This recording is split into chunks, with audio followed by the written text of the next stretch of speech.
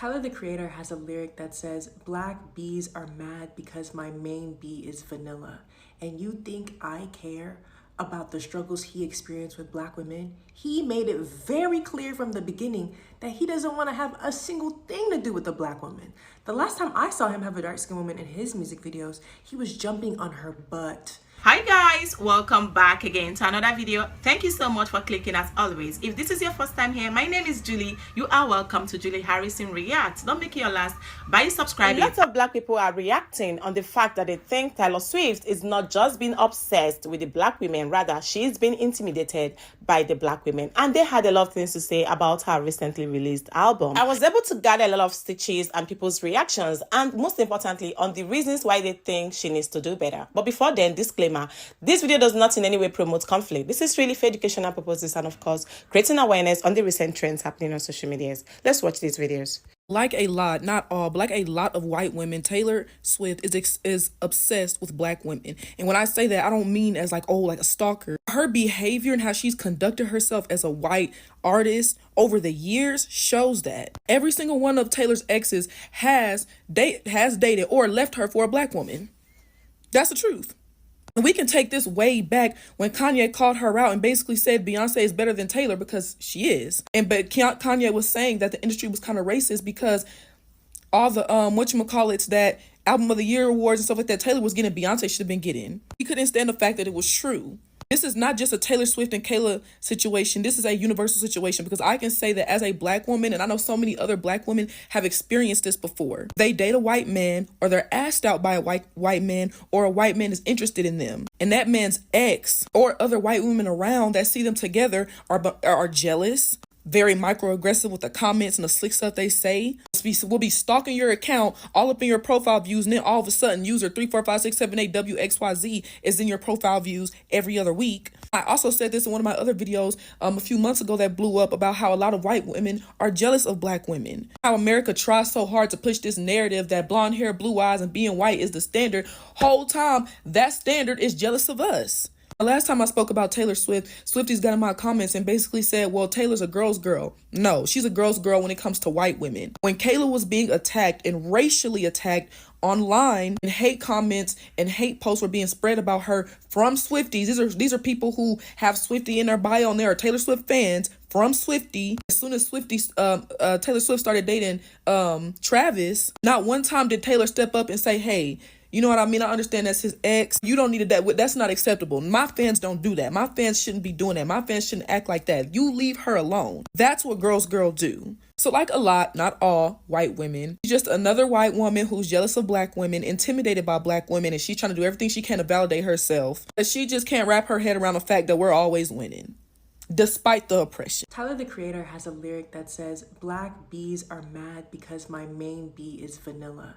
And you think I care about the struggles he experienced with black women? He made it very clear from the beginning that he doesn't want to have a single thing to do with a black woman.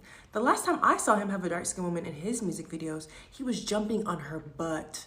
And it was Bria Miles, the very gorgeous Bria Miles, and he was jumping like a toddler on a trampoline on her butt. But you want me to believe that poor little Tyler was being bullied by the black girls?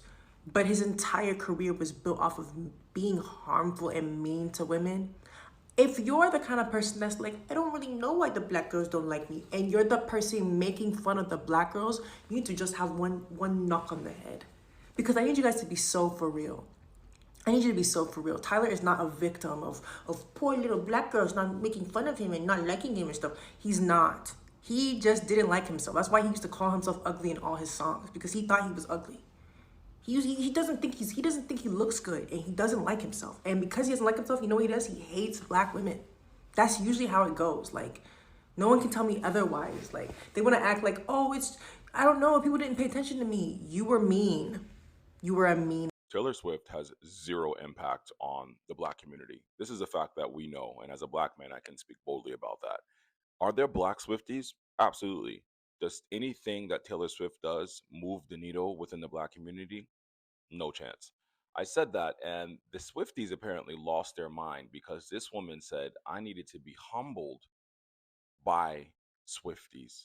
Taylor Swift does not have an impact on the black community at all. So I had recorded this video and I had said that Black Swifties should go and humble him. If you are a Black Taylor Swift fan and you do not like people speaking for you, or if you just take exception to the idea that if you are Black, you have no business being a Taylor Swift fan, if that irks your fucking nerve and you want to let him know that he doesn't know what he's talking about, then I invite you to go to his page and let him know that there are plenty of Black people who are Taylor Swift fans. And give me a minute.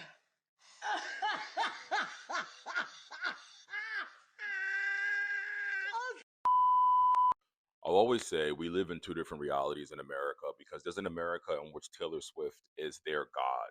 She is like the pinnacle of all things they aspire to be. And they can't fathom that for Black people, she's not anything we aspire to be. And it's because to be Black in this country and in the world is to have to be exceptional, have to be 10 to 20 times better than your average white person in order to climb the ladder, get recognition, be considered good. So when we see someone who's mediocre, like Taylor Swift, she is a mediocre white woman who sings mediocrely, who performs mediocrely, which is fine. I think you guys get so offended when you say that, but the majority of the people in this world are mediocre. White, Black, brown, Asian, Latino, the majority are. Now, mediocre means different things for different groups, yes. But Taylor's mediocre. Taylor has no impact on the Black community. Nothing she does moves the needle in the Black community. And I would go as far as to say as the Latino community as well. But yeah, I think it's hilarious that you made a whole video telling them that they need to humble me for a fact that I'm stating. Taylor Swift has fans from every demographic, but the bulk of her fans. Taylor Swift is obsessed with Black women. Let's talk about it. Taylor Swift is obsessed with the fact that several of her exes have moved on to date Black women, and she perceives this kind of conquering of Travis as an end or disruption of this pattern, and she's boasting about it in this album. Let's start with Opalite, which is very clearly about Kayla Nicole, Travis Kelce's ex-boyfriend, whom he dated off and on from 2017 to 2022, and oh, Kayla Nicole happens to be Black. The lyrics in Opalite could actually not be clearly more like targeting Kayla Nicole, right? It references a video that went viral a couple times in which Travis is literally berating Kayla for being on her phone. Meanwhile, she is an influencer, so that is weirdo behavior because she was working and it's very controlling, but it is very clear nonetheless that that video is referenced in Opalite. The lyric reads, "You couldn't understand it, why you felt alone, you were in it for real, she was in her phone, and you were just a pose," right? Like, Taylor could not have been more obvious and like less creative here. It's not enough to me that like Taylor is using this like crazy like worldwide medium to best a woman that like previously dated her ex. It's also the fact that like Taylor is fully aware that Kayla has received like relentless and racist harassment, oftentimes terrifying, from Swifties in reaction to the fact that she previously dated Travis. So like this is like purposefully and like blatantly violent. This song accomplishes two things at once, right? It proves the fact that Taylor Swift is obsessed with Black women, and it endangers Kayla Nicole. But obviously our country is not at its best with critical thinking, so let's like analyze a different part of the song, right? So another lyric says, "But I'm not a bad bitch, and this ain't savage, but I'm never gonna let you down." So in this song, Taylor positions herself as this like unique, singular white flower that is so different from what? Black culture. And once you step back and realize the song is like final boss pick me X racism, you realize that Taylor Swift is preoccupied with like this obsession with Black women, in part because Travis Kelce has predominantly dated Black women in the past, and she wants to define herself as different from his past and therefore better. Again, very weird, very pick-me behavior. Taylor's not only preoccupied with this idea that Travis has historically dated Black women, it's also the reality that several of her exes have moved on from her to Black women. And that confounds and ultimately like enrages her, and she's so obsessed with the pattern and the idea that she had to talk about it in this album. Chris, give me examples. Okay, well, we have Harry Styles, who is now reportedly dating Zoe Kravitz. We have Tom Hiddleston, who has moved on to be engaged to and co-parent with a Black woman whose name is Zawe Ashton. And then we have Calvin Harris, who went on to marry a Black woman named Vic Hope. So it is a pattern, and Taylor Swift is clearly aware of it because she is obsessed with her exes, and all of that together is making me feel very, very strange. And ladies and gentlemen of the jury, today I'd argue that this idea, the idea that white men have historically left Taylor Swift for Black women, is part of her personal mythos, right? I imagine she finds it both confounding and devastating that these men have left her, who is like the pinnacle of Western white beauty, right? She is the ideal white woman. Meanwhile, all of these white guys are leaving her for Black women, and I'm sure it's really pissing her off. So when Taylor like secured Travis, she achieved the ultimate feat in her mind. She had convinced a white man to leave Black women for her. And the mythos is complete. She has disrupted the pattern. She is the queen bee yet again. And this album is all about her obsession with that weird mythos and her obsession with Black women. At the end of the day, you know and I know that Taylor Swift is a deeply calculated and intentional person, right? She drew up these lyrics and this like 8th grade symbolism very intentionally. It's very red-pilled and incredibly macroaggressive. So I guess the moral of my story here is like, you Swifties, the ones who refuse to call her out on her bullshit are the same exact type of white feminist that she is. You protect bigots and you traffic in and like enjoy anti-Black bullshit. And that makes you a bad person. All right, bye. People are gonna hate this, but it's not that deep. It's not that deep. If you don't like the song, baby, you could say that. You could say that. And I heard somebody say this on here, but like, it doesn't have to be backed by racism and bigotry and homophobia. Something doesn't have to be homophobic or racist for you to not like it. You don't like Taylor Swift. That is okay. That's okay. Let's just leave it at that. I don't understand what's been happening over the past couple of years where Taylor Swift has been like the target of these woke think pieces, and this is coming from a leftist like poli-sci major. I am left, bro. I am as left as they get, and it's very like, it's giving go touch grass. It's giving like, I'll leave it at this. If people are so worried about holding celebrities accountable, then there's plenty of other celebrities to hold accountable. That's all I'll say. And if people really care about injustice in the world, there are plenty of other ways to do it outside of making a think piece, okay? That more than, like, I feel like these think pieces too, the thing that it does, I don't even think that it does nothing to hold Taylor Swift accountable. If anything, it just creates shame for people who enjoy listening to Taylor Swift. And I think people get a twisted, like enjoyment out of that. It's like, why do you find enjoyment in putting people down? Hello? Obsessed with the fact that several of I think all of you are ignoring the fact that this song is not about Travis or her relationship, because this song talks about a period of her life where she was depressed and then she made her own happiness. At the beginning of the chorus, you can hear, "And my mama told me it's alright, you were dancing through the lightning strikes, sleepless in the onyx night, and now the sky is Opalite." It's not because Travis X was black, it's because she was in an onyx night, in a dark night, because she was depressed. And then she made her own happiness, and now the sky is Opalite. But you want her to be racist so bad to fit your narrative, so you can hate on her just with some justification. But yeah, she's not racist, she's not a MAGA as you said. She endorsed Kamala, she has always been a Democrat. So please, just shut the fuck up and read a little and stop being super social. Taylor Swift's obsession with Black women is not admiration, it's triangulation. Triangulation is when a person brings in a third party, whether that's an ex, a rival, or a stereotype, to try to create some type of tension, competition, or insecurity. Instead of being secure in your relationship, you pull in somebody else to boost your own ego. In Taylor Swift's new song she wrote, you couldn't understand why you felt alone. You were in it for real while she was in her phone. You were just a pose. So what she did was, she took a past figure from her fiance's life, Kayla Nicole, and turned it into a story device. Let me just let y'all know that is not power. That is literally insecurity disguised as poetry. And more importantly, when you use a woman as a prop in your narrative, your artistic creativity, you're not showing any type of respect. It's actually emotional erasure. Taylor Swift didn't just disrespect Kayla Nicole. She disrespected herself. She literally showed the world that her being or having the identity as the chosen one still isn't enough without her comparing herself to her fiance's exes. It's really unfortunate to build a brand on self-empowerment and feel like you are at the top, but then you still feel threatened by others. But you share with me, do you think this is a lyrical genius, or do you think this is emotional immaturity? With all the discourse going around about Taylor Swift's new album, The Life of a Showgirl, I thought I'd throw my hat in the ring as a self-proclaimed and lifelong Taylor Swift hater. I took notes, so I apologize if it looks like I'm reading. But anyways, first and foremost, it's imperative that we talk about Travis Kelce's history and its relevancy to many of the themes of the album, and I'll explain that later. But I feel like most people were introduced to Travis Kelce at the height of his fame with the Kansas City Chiefs, but I met Kelce here. I'll move out your way. Here, on his dating show, Catching Kelce, that debuted and ran for one season in 2016. Out of the 50 contestants that competed on Kelce's dating show in 2016, he did end up finding love with one of them, and that was a gorgeous, gorgeous woman. Her name was Maya Benberry. This is Maya. On the show, Maya asserted her strong confidence, which led to a little bit of drama with her fellow castmates, but ultimately attracted Travis Kelce to her more. Towards the end of the show, Kelce actually did briefly criticize her for her feistiness, stating, I have been attracted to women like that my entire life, and those relationships didn't work because of that. I don't want that anymore. But he chose Maya anyway as the winner of the show and his partner.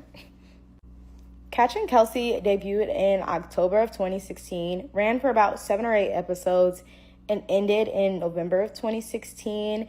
And just a few months later, the couple would split up due to cheating allegations put on Travis Kelce by Maya Benberry.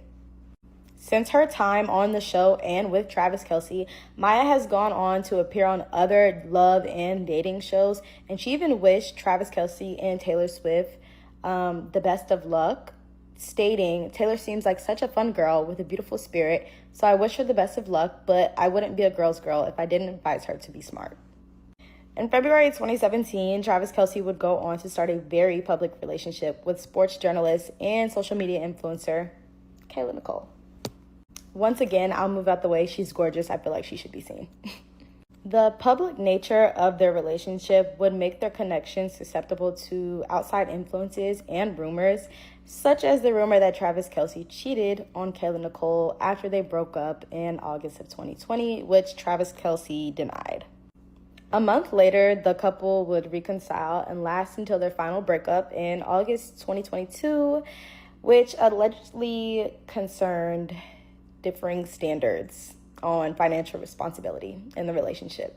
Yeah, that's how we're going to word that. And finally, before we get back to Travis and Tay-Tay, we have Travis's run-in with none other than the hot girl coach, Megan Thee Stallion, who he allegedly asked out at the 2023 CMT Awards, to which she declined. So I know at this point, you're probably like, get to the point. What does this have to do with Taylor Swift? And in all honesty, it should have absolutely nothing to do with her. Yet she chose to make his past business her personal business in her most recent album, primarily in the songs Opalite and Wood, to which she uses very racially charged and shady lyrics aimed at a few of Kelce's exes. These are lyrics from Taylor Swift's song Opalite, where she says, "But my mama told me it's all right. You were dancing through the lightning strikes, sleepless in the onyx night, but now the sky is opalite. Oh, my Lord. Never made no one like you before. You had to make your own sunshine, but now the sky is opalite. You couldn't understand it while you felt alone. You were in it for real. She was in your phone, and you were just a pose. No shade, I can do better." Also, no shade, this is very obviously written towards Kayla Nicole, especially when we get to the point where you see her say, "You were in it for real, she was in her phone, and you were just a pose." These are lyrics from her song Wood, where she says, "But I'm not a bad bitch, and this isn't savage, but I'm never gonna let you down. Never gonna leave you out. So many traitors, smooth operators, but I'm never gonna break that vow. I'm never gonna leave you now." Very obviously written to Megan Thee Stallion, who isn't technically an ex, but I think it's funny how she made this her chorus of this song. So not only did she say it once, not only did she say it twice, but she repeated it 3 times. I say all of this to say that most of Taylor Swift's chart-topping songs have never truly been about herself or her identity, but more so about the identity that she found within the men that she obsessed with. And that has been very evident for a long time. Personally, I think Taylor Swift's decision to employ such disgusting metaphors to take jabs at women of her fiance's past is just her continuing a pattern that we've seen since Love Story in 2008. And if you don't believe me, go back and listen to the song. Taylor Swift has a history of finding her identity in the men that she gets and obsesses with. And with Travis Kelce, it's very difficult for her to do that because she doesn't identify with the women of his past. I also think that it strikes a nerve within her that when he got with her, he went from GD to GSP, but that's neither here nor there. I digress. I had to get that little shot in. All in all, it's kind of sick, sad, and just irritating, exhausting, I guess, to see how quickly Taylor Swift switched from condemning Trump's stoking of fires of white supremacy and racism, her own words, via Twitter, switching from that to emulating it. Do better and grow up, Tay Tay.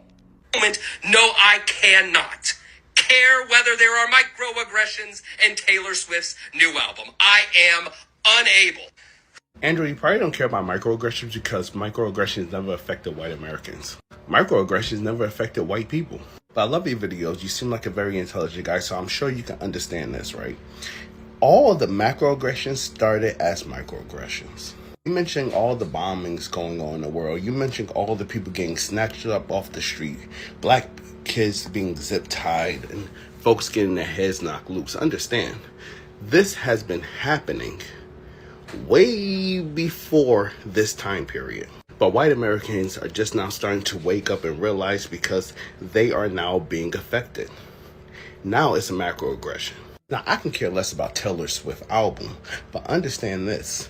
The rhetoric that Charlie Kirk himself spewed was a microaggression, which after his death, people started taking the lives of other people and then it turned into a macro. Now, you have to understand in this political climate that it is no coincidence that Taylor Swift all of a sudden is going down an alt-right pipeline and showing microaggression, especially towards black women, especially after the simple fact that her man has constantly came out saying that he prefers black women. Now, simple album is no big thing, but understand this. Those microaggressions are going to pass on to our fan base, and then you're going to get macroaggressions out of there. Charlie Kirk used to say, what's more important, battling racism or the economy? Actually, they're both important, because if you battled racism, we would have a much better economy. You're essentially doing the same thing, saying, oh, I'm not worried about the microaggressions, I'm worried about the macroaggressions. They're both one and the same. You have to attack one to attack the other. My favorite thing about Swifties is that if you ever call Taylor out on anything, they will bring up a black woman to be like, she did this, why don't we ever talk about that? And usually when I'm critiquing Taylor Swift, part of it does go into being racist or anti-black or just having weird vibes. And for her fans to always turn to like, well, Beyonce did this, Cardi did that, Nicki did this. Why are we always talking about black women? It's never, well, Lana Del Rey did this. No, it's always a black woman that they want to throw under the bus so that their fave's sins are absolved or whatever, which is super interesting because it all ties back into my original point, which is that fandom and Taylor Swift herself tend to have a lot of anti-blackness that they need to unpack and just blatant racism. I literally called out the like weird dog whistles in her new necklace and her fans are loving to be like, you're too woke, and then they're like, but Beyonce did this, but Beyonce did that, this black person did this. You're weird, you're a weirdo. That's freak behavior. That's not what we're talking about. We're talking about Taylor, unfortunately. I would like to say that before I dive right into the whole thing with the Taylor Swift and whether she's being obsessed with the black women or she is being intimidated by the black women, I would like to say that I am a black woman and I know that there is nothing as sweet as a black woman. I don't really judge her because in as much as people are already, is already out there that her man has, or anybody that she is to date or she ever come in contact with has once dated a black woman, and in most cases they would rather choose black women over her. So I kind of get it, right? I kind of get it. In as much as like this particular album that she released has gotten a lot of speculations and mixed feelings. It's more like people have different mindsets towards it. Some people felt like there's no way she is a RICISM because they felt like she has always been supporting Democrats. She has always been supporting black women. She has never come out like she has a lot of black women as friends. She does a lot of things with black people and they feel like, that these are people just a mere album. Probably she's sharing her experiences, her past life experiences, and it has absolutely nothing to do with her obsession. Like other people feel like there's no way you would come up with such. There's no way. There are lots of lyrics out there. There's a way you would have probably sing your songs without you trying to make it look like you are coming out for the black people, right? So I kind of get it. It's people have different opinion, different mindsets with the album, and every other person that reacted there, they are literally entitled to their own opinion. They this is how they feel and this is what they think, and all their feelings and speculations are strictly judged by her album.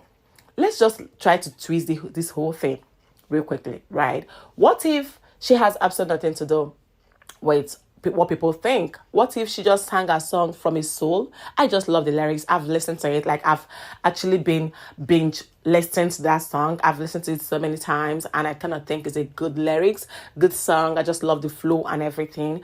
But the lyrics is what we are talking about here, and people are reacting. I went to the comment section. People are saying that this is not just obsession. This is she feeling intimidated because of her past experiences. Her, people that she has worked with, her men sharing that they've actually come across black women. Why is it more like black women are more favored, are more liked? It is what it is. It is what it is. They don't forget to understand that black don't crack. There's nothing as sweet as people that look like me. So I get it. I get the frustration. I get the intimidation. I get the obsession. But I kind of think, well, let me know what you genuinely think about it. Do you think she's just being obsessed, or do you think it has a lot to do with she being intimidated, or do you think it's RACISM? I kind of think probably she's a little bit traumatized, because there's nothing sickening like people always coming out to tell you that a particular certain people are better than you, or they've actually come in. Why have they always had anything to do with black women? So I kind of think, I understand why people feel like she's just been intimidated. It has nothing to do with obsession. But let me know what you genuinely think about it in the comment section. If this is your first time here, my name is Julie. You are welcome to Julie Harrison React. Don't make your last by subscribing. And I'm going to see you guys soon in my next video. Bye, guys.